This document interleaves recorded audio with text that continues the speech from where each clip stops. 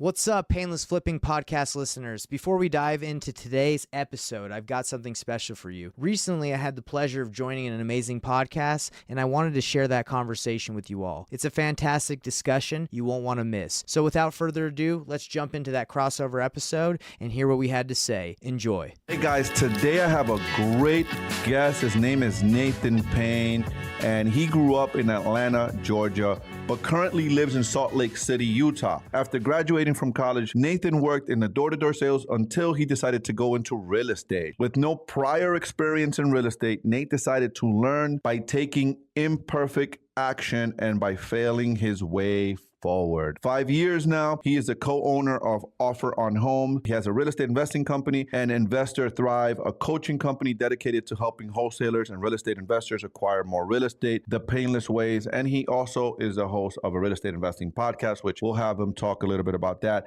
And Nathan, welcome, brother. I'm grateful that you're here. We are looking forward to having a great conversation with you. Usually, I don't really do a good job at letting people know about your history. Why don't you tell us a little bit about you first, how you got involved in real estate? Man, you did a great job. I mean, you crushed brother. that intro. That was good. Yeah, so a little bit about me, additional what you said. I went to college, did door to door, did that thing, ran some teams. I mean, because door to door, not a lot of people understand that industry, but it's a very good industry. I mean, you can make a lot of money because companies don't have to pay for marketing, right? For your marketing, so you literally make tons of commission on a sale. So I was doing satellite TV, Dish Network. I eventually did Sprint, where I would sell people, their lines, cell phones. Get them set up. And then I was tired of doing that, so I went into real estate because my buddy in college, his dad did it. He was doing it in college, so I said, "Hey man, I got to take these skills somewhere, and I don't want to go apply for a job." I mean, I actually started applying for jobs, and I just didn't like to even apply. It was like, man, this is lame. You could say I was a little prideful in the beginning when I was trying to apply for jobs. I was like, man, these people don't even know who I am, and I got to talk to them about like where I'm from. And that's the wrong way to think about it. But that's like my mindset. I was like, man, I can do something else. So went into real estate and just figured it out. I'm still figuring it out. It's a never-ending journey. Tell us about that first real estate deal that you did. How was that for you? Great question. So we actually started out, because I knew door to door, we started out knocking doors. That was how we were trying to get deals in the beginning, me and my business partner. So, because I didn't go into this by myself, I went in with a business partner for the support, right? And we wanted to do it together. We believe we could be better together in the beginning. I'm no longer with my business partner. We're still homies, we're still friends, but as you learn, as you level up, sometimes you don't really need a business partner as things go, you don't need to split everything 50-50. But back in the day when we first started, we were just knocking doors. We met with a broker. We started networking. We met with a broker who had an agency, a brokerage, and we were like, hey man, we're looking for a place to work. Can we work at your spot? So we got connected. He's like, yeah, sure. And he said he's been wanting to get into wholesaling. So he said, I'll provide you a Mojo dialer and expired listing leads to call. Anything that you get on there that's a wholesale deal, you keep. But if there's any listings given to me, I'll list it for you. So okay, great. We wanted a spot to work. So we just hammered those phones for 3 months straight, not knowing what we were doing, trying to get scripts, trying to figure it out. And we came across a guy named Donald from Croatia. He had a house in a pre-foreclosure that it was listed. It expired because, no one was able to pay him what he believed it was worth. So he took it down, and we called him. He wanted to sell. So we went over there, met with him. It took maybe 6, 7, 8 appointments to get the contract locked down. Because of our missionary days and because of, my door-to-door days, sometimes we would call him, he wouldn't answer. So we would just show up at his house. It would just be like, hey, Donald, we know you're in there, bro. Because he was we knew he was in there because he was in pre-foreclosure. It was you could tell he was going through some depression. He was from Croatia but lived in the United States, and he was just like, man, I'm trying to get out of here. He was actually gonna even just let the house go, right? But we got him. We're like, dude, don't let this go. We can pay you $185 for it. We locked it up too high. We didn't really know. We thought it was a good deal. We use Facebook Messenger and Facebook groups to find a buyer. Our buyer offered us $185, the price we had it at. And so we had to negotiate him down. We got him down to $180 and made $5K on our first deal. Awesome. Through a lot of up and down. we have a lot of listeners from all over the country, and we have some young people, younger people, and some older people. Doesn't matter what age or what journey you're in life, and a lot of people want to get involved in real estate. Usually, what I tell people that if you ain't have no money, if you are trying to make an extra couple of dollars, always suggest people to wholesale, to learn how to wholesale. And Right. you did that successfully at your first deal, knocking on doors, which I love.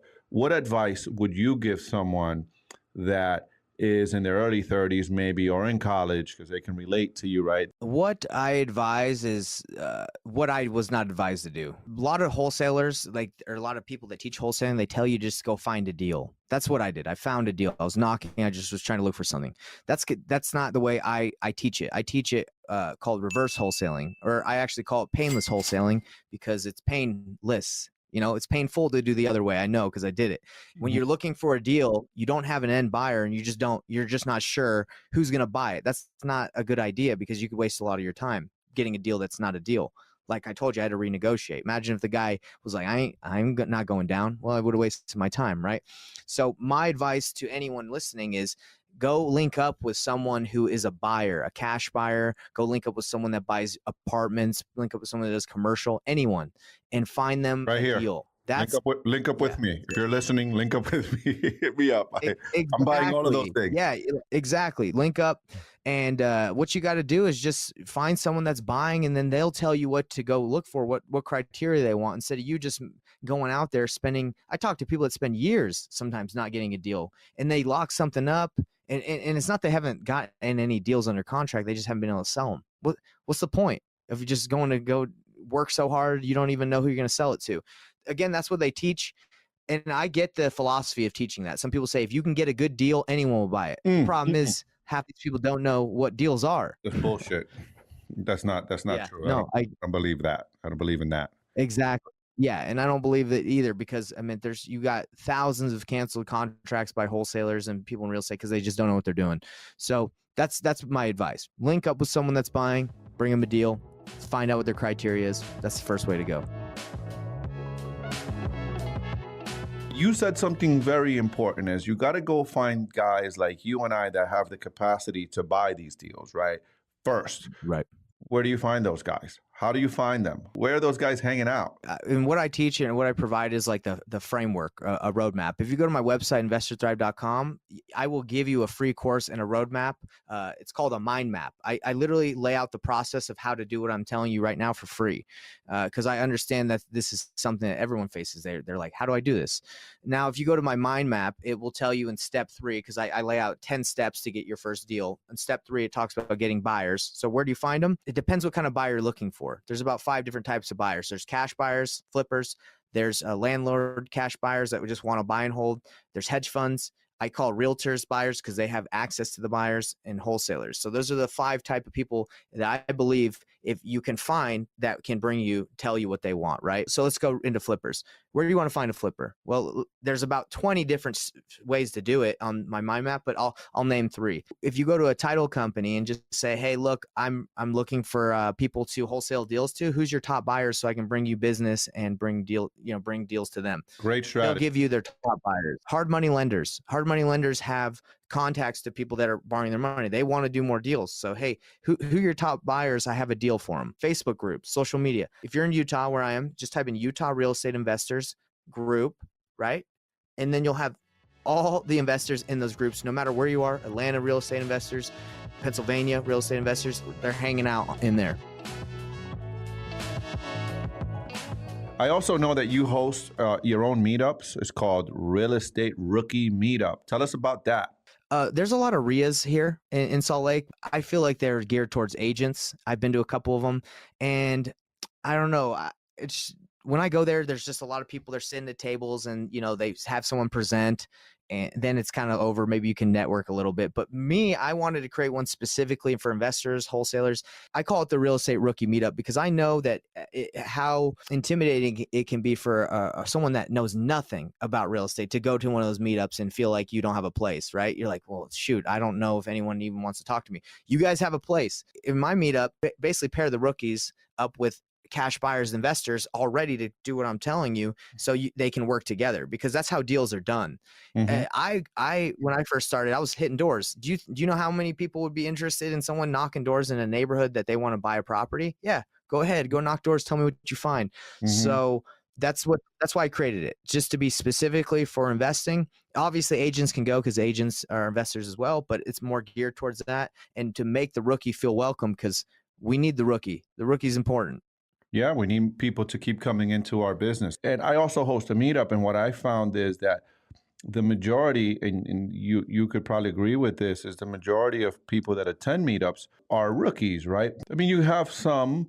I found in my experience, this is my model of the world now. I'm not saying that this is a fact across the whole industry and across the country. So if you're listening and you want to attend the meetup, do not be, go to these meetups, because most of these meetups are people just like yourself that are just getting started, or they've done their first deal. And then you'll find people, the host, usually like Nathan, is your buyer, right? So you want to connect with Nathan immediately if you go to his meetup, because the guy that's putting it together is usually a little bit further down the journey. Nathan, I want to switch it up with you. At 19 years old, you went on a church mission for 2 years. Tell us about that, and tell us how that has impacted the way you run your business and the way you make decisions in your life. Yeah, so when I was 19 years old, I went on a mission for my church to Portland, Oregon, and I was on the kind of outskirts of Portland, all over. I was Spanish speaking. I am Hispanic. My mom is from Chile, and my dad is American. So I actually, believe it or not, did not speak Spanish until my mission, where I had to learn Spanish. Okay. So I speak like a gringo. I got a mad thick white accent. So when I went out on my mission, I started trying to speak, and I was learning. People were like, "What the heck is wrong with this dude? Like, why does he look Hispanic, but he can't speak Spanish?" So that was intimidating in the beginning. I got a little discouraged, but what I learned in my mission is hard work. You go out there, you're going to get a lot of rejection. I mean, you talk to people about Jesus every day. 90% people don't want to talk. 99% people do not want to talk to you. Wow. So I learned the hard work, 2 years, and on the mission, you dedicate your life to the gospel of Jesus Christ. So we didn't watch movies, we didn't go on dates, we didn't have girlfriends, we didn't have a cell phone, we didn't talk. Well, we had a cell phone, but we didn't talk to our parents at home. We emailed them. You could call them like twice a year for like an hour conversation. So they really separate you, so you can be focused. And I had to wake up every day at 6:30 a.m. and go to bed at 10:30 should be the bedtime. So that was something I was not used to as a 19-year-old, like having a regimen. So I learned structure, planning, teaching, service, love, serving others. I learned so much. So it was a great experience. How has that experience impacted your life and the way that you run your business today? Well, it's taught me the way in business, like to I guess hard work again. Like you if you want anything, you got to be consistent and go for it. So for example, like on the mission, you wouldn't see results immediately, right? It's like planting a seed. And you look at the same thing as business. Like you're not going to see results immediately. I make one social media post. If I think that's all I needed to do, I'm sadly mistaken, right? Same thing with the meetup. The meetup, I don't know if you saw that video I did, but I did the meetup. No one showed up to my first one. The second one I did, 3 people showed up. The next one, 0 people showed up. So it went back to 0. I continued to keep going because I was never like, oh man, this isn't going to work. I just know if you keep going, you're going to see results. So the last meeting I had was like 20 plus people, which is the best we've had. And mind you, I started 5 months ago, right? So it hasn't been great. My expectation is like, oh man, 1,000 people. I'd love that, right? That's just not how it goes. It takes time. So that's what I learned, consistency. Do you consider yourself a religious person? Yes, I would say, yeah. I mean, everything. I pray every morning. I read my scriptures every morning. I try to do everything in my life. I don't speak about it all the time. I don't like to, talk about it as much. But in my mind, it is the core values, the principles. I live a principle-centered life. So everything I do is geared around serving, loving, helping, being charitable. If I do something that I don't feel like is in line with my core principles or beliefs, like I shouldn't do it. We need more men with core values and principles that align with themselves like that in this world, especially in this world that we live in today. So I commend you and salute you for that. What was your biggest obstacle you've overcame while doing a deal? Uh, that's there's quite a few when you do real estate, right?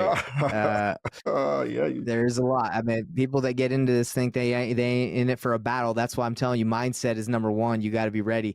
But I would say we bought a property. This is interesting. So we started doing nationwide pay per click. We started having leads come in. We had a lead that came in from Rialto, California. Mhm. The seller wanted to sell it. We agreed to buy it. She said, "I'll take 80." So we signed an agreement for 80. By the way, I was a noob at this point, or newer, so I made a lot of mistakes.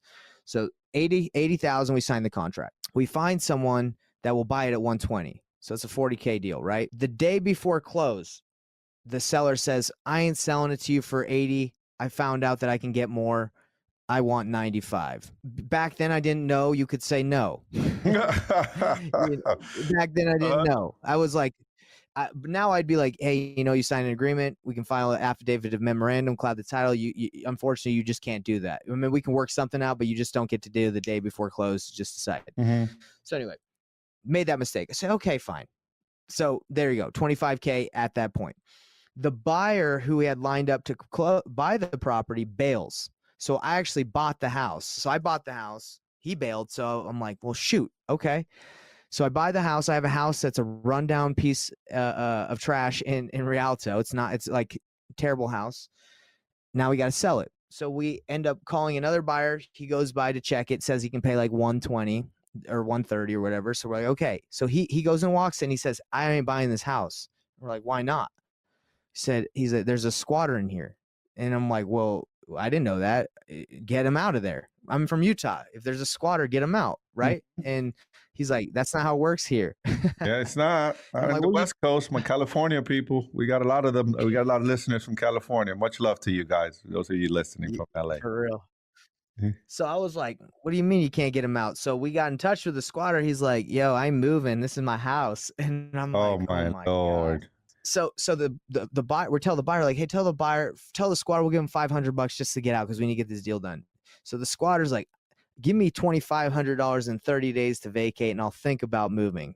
I'll think about it." And I was like, in my mind, prideful again. This pride is this thing that I'm trying to overcome in my life. And I was like, this squatter is not stopping this deal from happening. So I got on a plane the next day with my business partner. We flew out there and we went to the house and we kicked the dude out.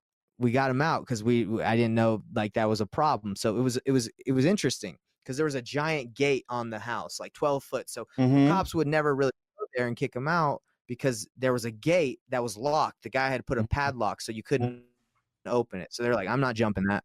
So the dude would jump in and over the fence every day to get into his the house. So anyway, we go there, we cut the lock off with a locksmith, we open the gate, we lock it, open so he can't ever shut it again, and we go inside.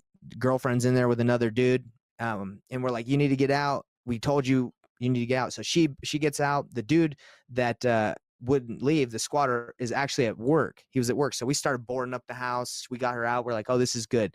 He shows up at the house with his boss. His boss is like, "You can't kick my friend out of his house," and we got in a big altercation because I'm like, "Why don't you pay your employee a little bit more money and he doesn't have to live in a house that is condemned?" So the boss calls the cops on us because we were kicking his employee out. Mhm. Cops got involved. Um, you know, Cop had her back. He's like, "Hey, look, we'll get him out of here. No worries. This is a big problem in this neighborhood." He called the code enforcement people. They condemned the property, said, "You can't live here. There's no running water, electricity. This is condemned." Got him out. We boarded it up and got the deal done. But that was probably one of the most stressful experiences because the whole time I was like, "Is this going to work?" That resourcefulness, that grit, that attitude of whatever it takes. I mean, you just jumped on a plane, said we're gonna figure this out, and that's what it takes. A lot of people don't realize. Man, I have stories after stories like that where in a suit. I got my black and whites in a suit.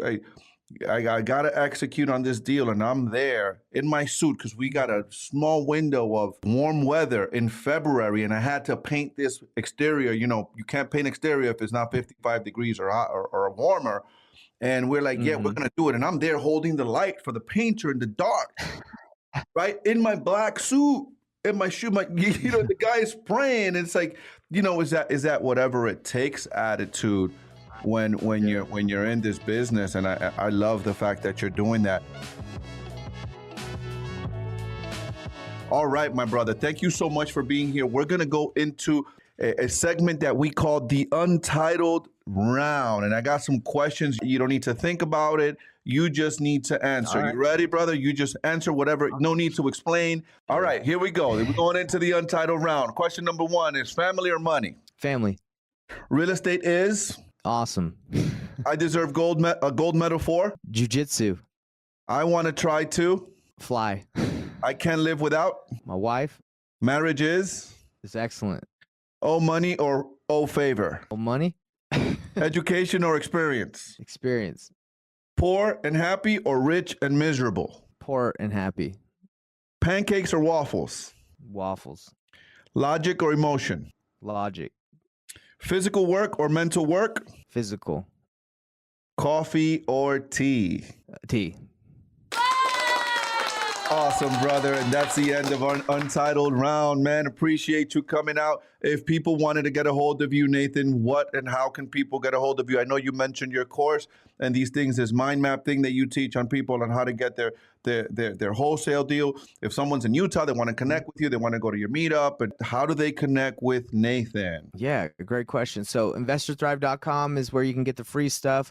I have a YouTube channel called Nathan Payne. Just type in my name.